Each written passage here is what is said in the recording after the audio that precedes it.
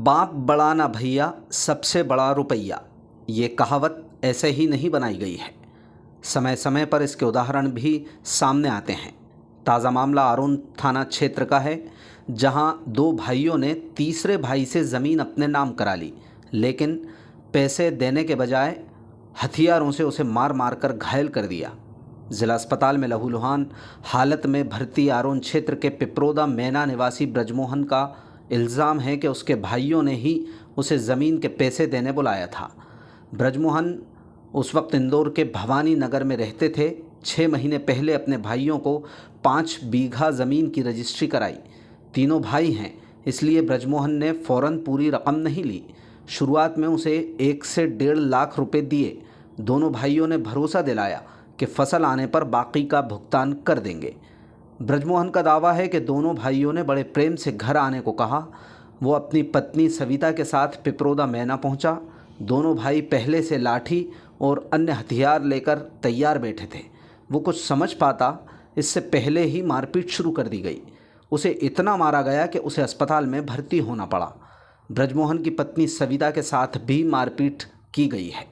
ब्रजमोहन का कहना है कि उसके 5 लाख रुपए दोनों भाइयों पर बकाया हैं, वही देने के लिए उन्होंने बुलाया था, लेकिन इस बात का कतई अंदाज़ा नहीं था कि पैसे देने के बहाने उसके साथ घेर कर मारपीट की जाएगी। क्या नाम है आपका? ब्रजमोहन ओझा, कहाँ के रहने वाले हैं? पिपरोदा। बताइए क्या घटना हुई? भाइयों ने हमारा सब भाइयों ने मारपीट की है मेरे साथ में, किस बात पर?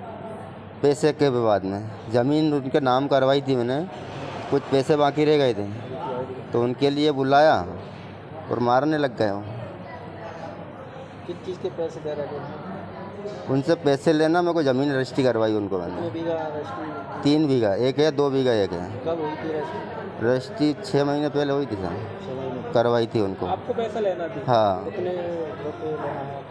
5 लाख रुपए, 5 लाख रुपए लेना है। 5 लाख। तो उनने बोला घर आ जा।